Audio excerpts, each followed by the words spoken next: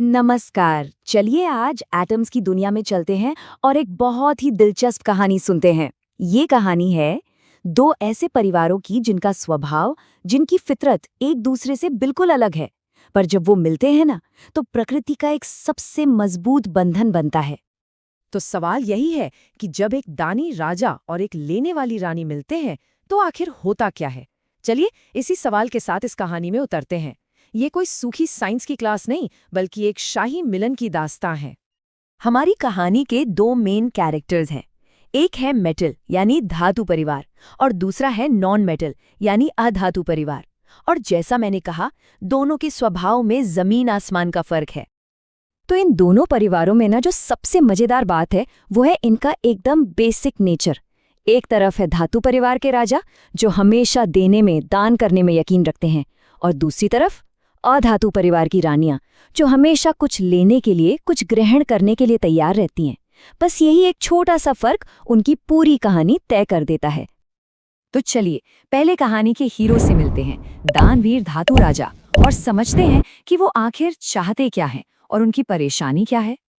देखिए, सोडियम और मैग्नीशियम जैसे जो धातु राजा है ना, वो बस एक शांत स्टेबल जिंदगी चाहते हैं। लेकिन कहानी में एक ट्विस्ट है। ये स्थिरता पाने के लिए उन्हें कुछ देना पड़ता है, अपने सबसे बाहरी इलेक्ट्रॉन का दान करना पड़ता है। और जैसे ही राजा अपना एक नेगेटिव इलेक्ट्रॉन दान कर देता है, वो खुद पॉजिटिव चार्ज वाला बन जाता है। उसके इस नए रूप को हम कहते हैं धनायन या कैटायन।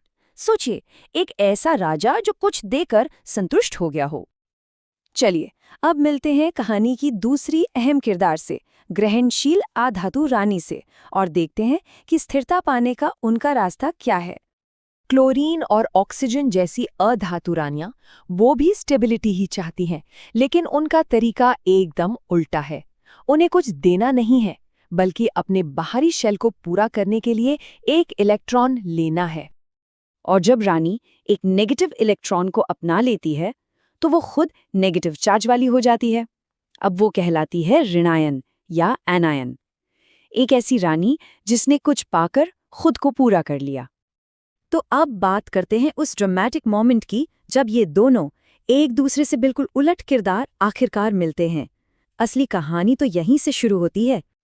जरा सोचिए, एक तरफ है राजा सोडियम जिसके पास एक फालतू इलेक्ट्रॉन है जिसे वो देने के लिए बेचैन है, और दूसरी तरफ है रानी क्लोरीन जिसे अपनी बाहरी कक्षा पूरी करने के लिए ठीक एक ही इलेक्ट्रॉन चाहिए।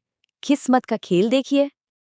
तो ये जो शाही मिलन है ना, ये 4 बहुत ही आसान से स्टेप्स में होता है। सबसे पहले राजा और रानी की मुलाकात होती है।